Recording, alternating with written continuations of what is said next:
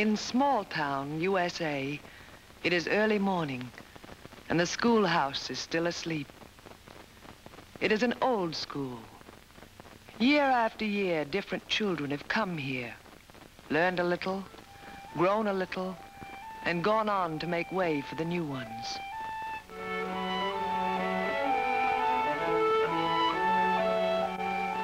And year after year to wake the school. He is as much a part of the place as the desks and the blackboards and the smell of chalk dust in the still air. The children simply take him for granted.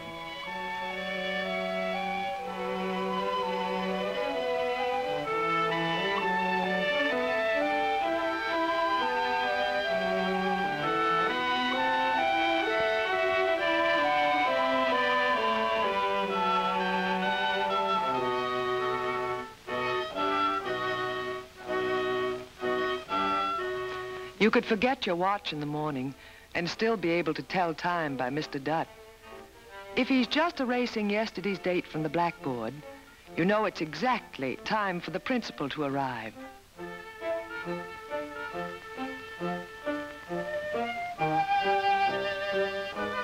Conversation always follows the same pattern.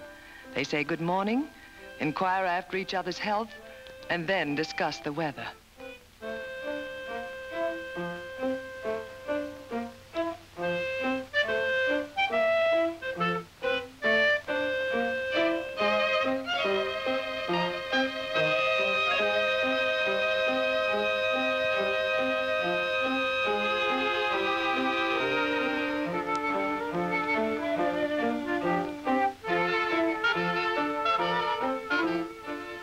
Today's weather is something to talk about.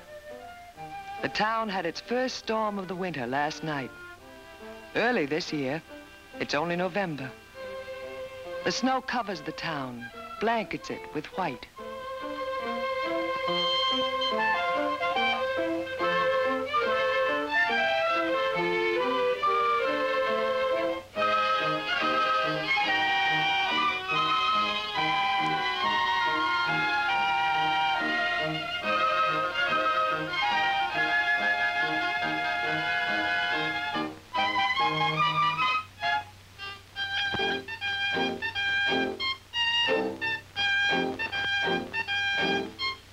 Crisp, cold air greets the children starting on their way to school.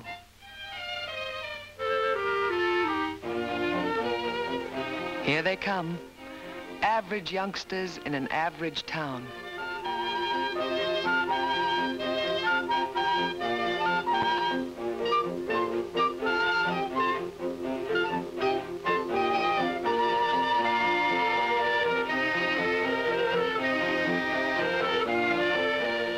Some of them start their day earlier than others, like the boy who directs traffic near the school buildings.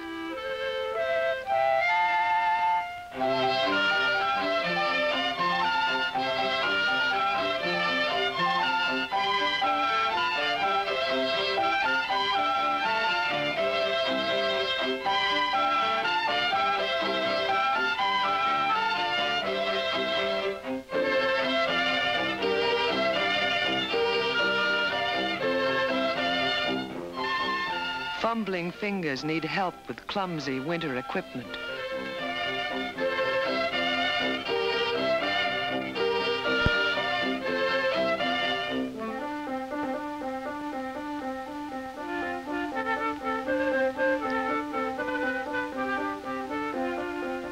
Larry can't wait to ask his teacher about his piece of wet, twisted root.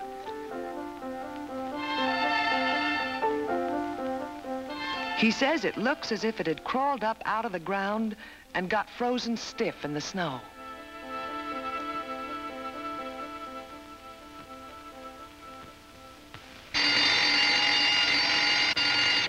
Genevieve is late, as usual.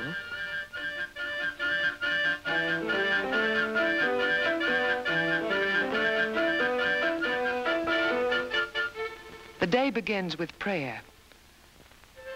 And it makes no difference what church a child belongs to. This prayer is for everyone.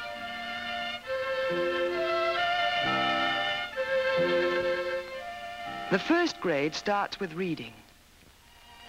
The old method was to read letter by letter and word by word. Now the children learn whole groups of words or short sentences. Not all schools teach this way, but the results are being studied throughout the United States.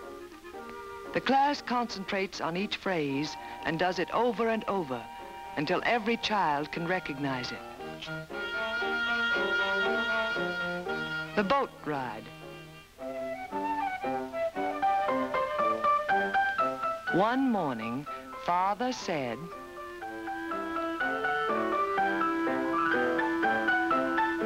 "Come, Alice and Jerry."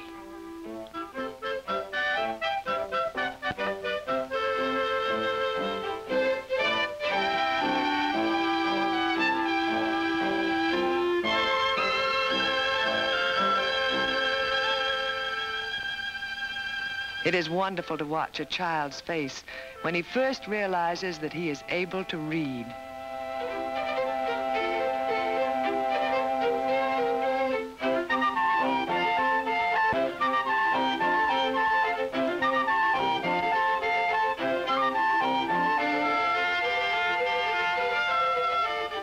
Writing is taught by association.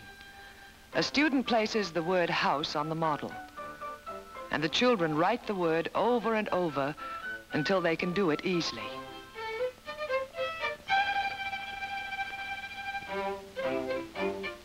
Of course, it isn't as simple as it sounds. Sometimes children balk at learning new words and return to a pattern they already know.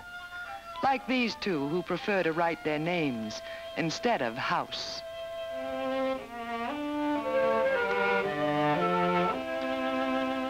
Arithmetic is brought right inside the pupil's world and made interesting with objects all children know.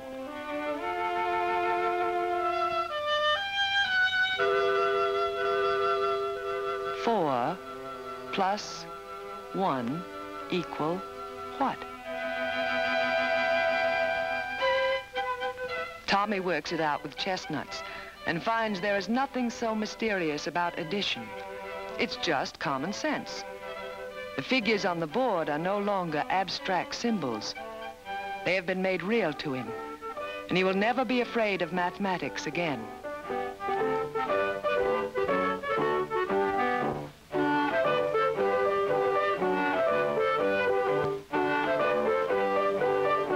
Physical examinations at the school clinic are an important part of the routine. All schools do not have such facilities, but many do.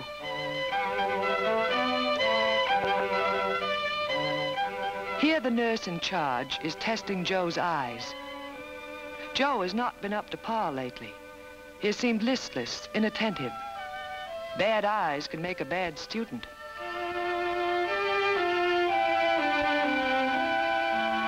Martha had measles 2 months ago. She's been having a checkup every week since to make sure there are no bad after effects.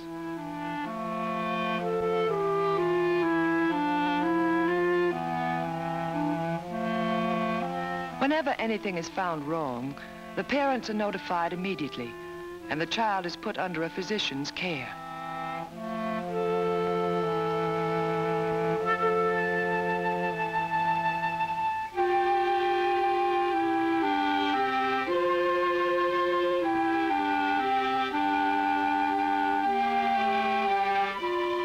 In the state where this clinic is located, every child must, by law, be vaccinated against smallpox.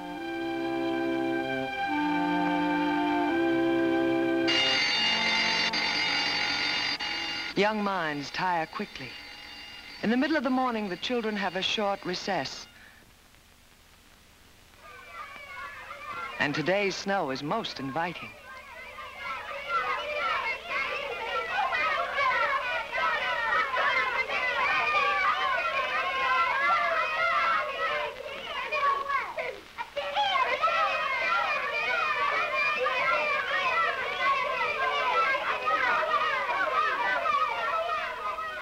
Although the teachers remain discreetly in the background, they're on guard against mishaps at all times.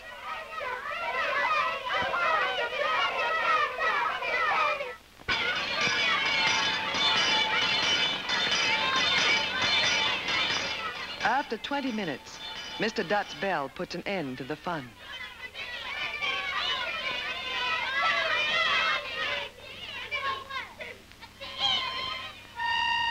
Music is a required study. The idea is not to make musicians of all these youngsters, but to help them love music. The person who has learned to make even the simplest melodies for himself can appreciate all music better.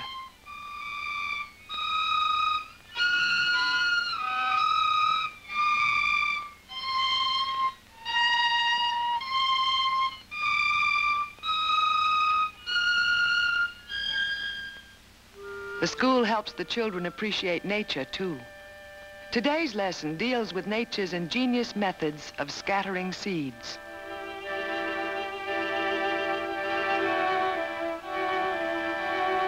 The milkweed that floats like a parachute of down. The burr that fastens itself to the shaggy coats of animals and is carried away and dropped again.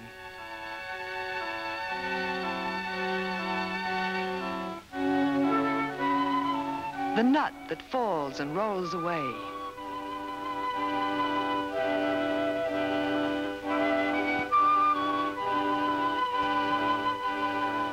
The twirling carrier of the maple. Already they are beginning to learn what a strange and wonderful world we live in. Science, like nature study, is taught in relation to what the child can observe all around him. This morning, of course, all the children asked what makes snow and rain. So the teacher shows them how clouds are formed, like steam in a kettle.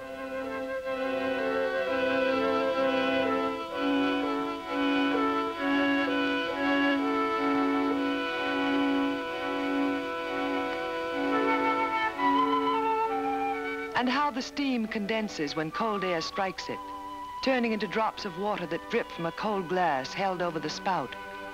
In the same way, clouds turn into rain.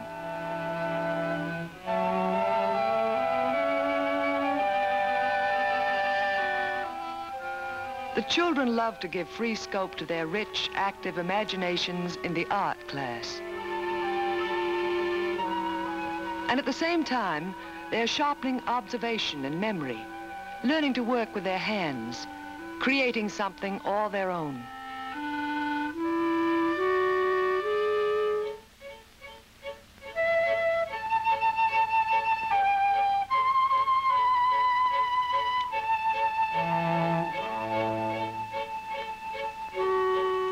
What did you see this morning? Draw it, paint it. Houses and trees appear like magic on the white paper. Clouds ride above them. The rains fall. The drawings have a great spontaneity and vigor.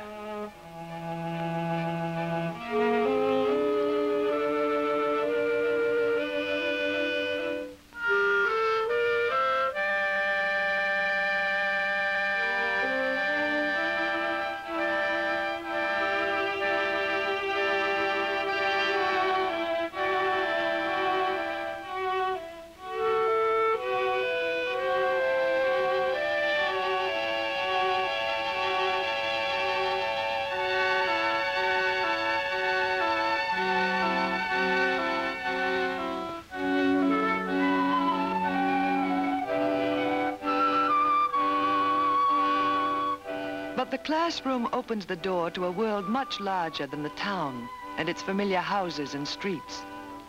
Geography studies break through the boundaries of their everyday lives, help them reach out to new and broader horizons.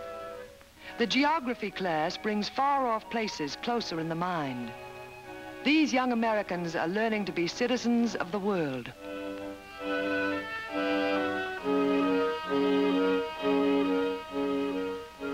Education is compulsory in every one of the United States, usually between the ages of 6 and 16. This is one of the many thousands of public schools where instruction is free to all. It is supported by local taxes.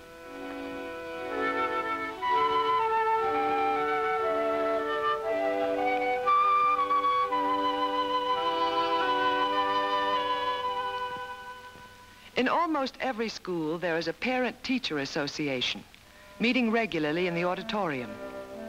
They're the people most concerned with the Tommies and the Marys.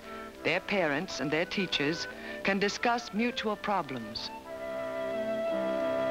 At this meeting, the parents are asking the Board of Education to give higher salaries to the teachers.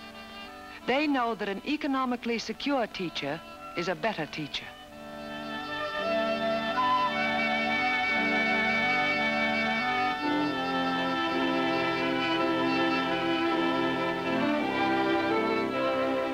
The children are much more interested in the play they are preparing behind the curtain, and they're getting impatient. The meeting is over at last. The stage is cleared.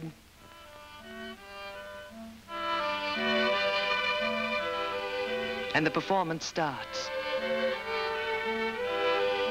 Well, not quite yet.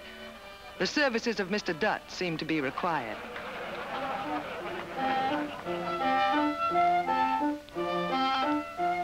The play tells the story of the first successful colony established by the Pilgrims from England over 300 years ago on the northeastern shores of what is now the United States.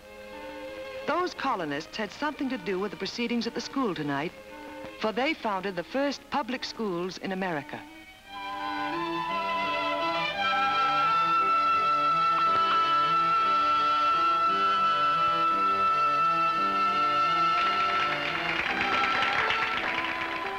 The play dramatizes the first Thanksgiving festival of the early settlers, a national holiday now, observed annually late in November.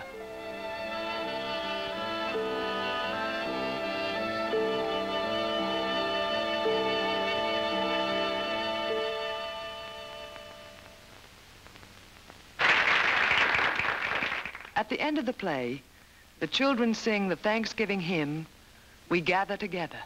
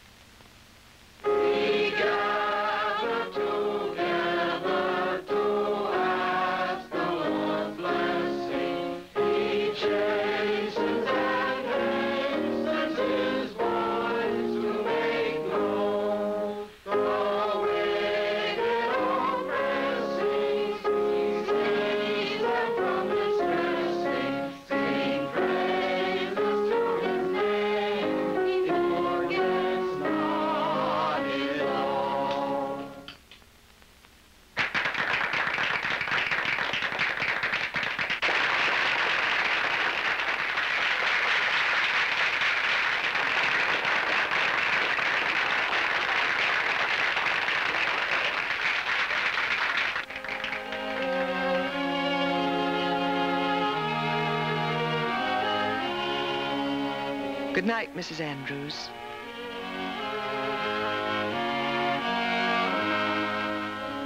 Good night, Barbara. Good night to you all, and have a pleasant Thanksgiving.